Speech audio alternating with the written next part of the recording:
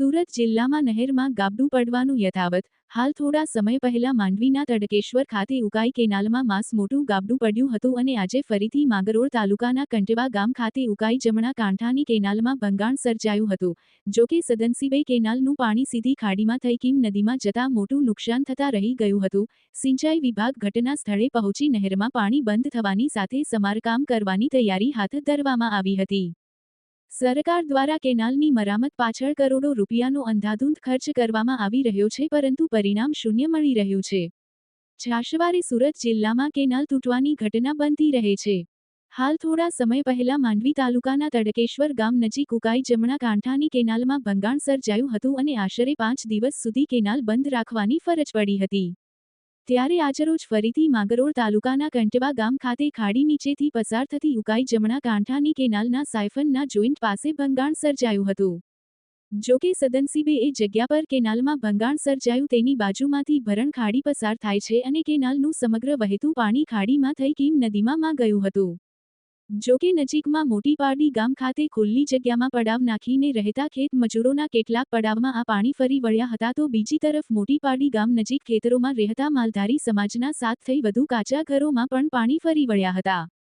જોકે કોઈ મોટી જાનહાનિ કે મોટું નુકસાન થયું ન હતું. કેનાલ તૂટવાની ઘટનાની જાણ થતાં સિંચાઈ વિભાગના અધિકારીઓ ઘટના સ્થળે પહોંચ્યા હતા અને કેનાલમાં પાણી બંધ કરાવવામાં આવ્યું હતું.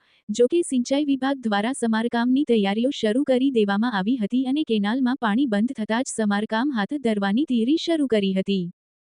જોકે ઘટનાને લઈ આજુબાજુના ગામના ખેડૂતો કેનાલ પાસે પહોંચ્યા હતા ને રોષ વ્યક્ત કર્યો હતો. વર્ષ 2012-13માં આશરે 256 કરોડ રૂપિયાના ખર્ચે આ કેનાલનું સમારકામ કરવામાં આવ્યું હતું. સરકાર દ્વારા વારંવાર કરોડો રૂપિયા કેનાલ પાછળ ખર્ચવામાં આવે છે, છતાં વારંવાર આવી ઘટનાઓ બનતી રહે છે ને પરિણામ શૂન્ય મળે છે.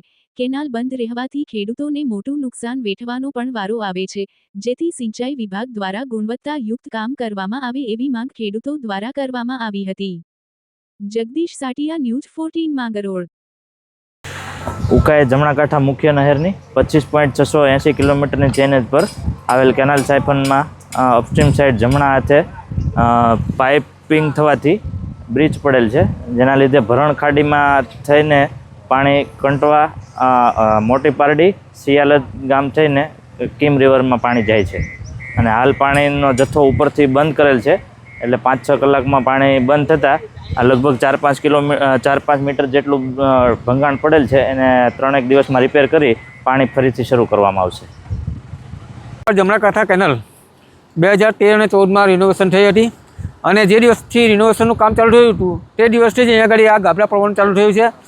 બાંધકામ ચાલુ હતું ત્યારે પણ એક ખેડૂત આગેવાન તરીકે રજૂઆત કરી હતી કે આમાં જે કપચી છે એમાં લાઈમ છે, રેતીમાં કાદુનું મિશ્રણ હતું અને એની જે થિકનેસ છે એ થિકનેસ બાબત પર જે તે સમયે જે થર્ડ પાર્ટી ઇન્વેસ્ટિગેશન ટીમ નહેર પર હાજર હતી એમને પણ મેં મૌખિક રજૂઆત કરી હતી. પરંતુ દુઃખ સાથે કહેવું પડશે કે જે તે સમયે એક્શન જો લીધા હોતે તો આજે આ પરિસ્થિતિ નિર્માણ ન થઈ હોત. આ 256 કરોડનું ગાબડું છે, ટોટલી ભ્રષ્ટાચાર થયો છે અને સરકારશ્રી એમ કહે છે કે અમે ખાતા નદીને ખાવા દેતા નથી, તો આ રૂપિયા કોણ ખાઈ ગયું એ અમારી પહેલી માંગ છે.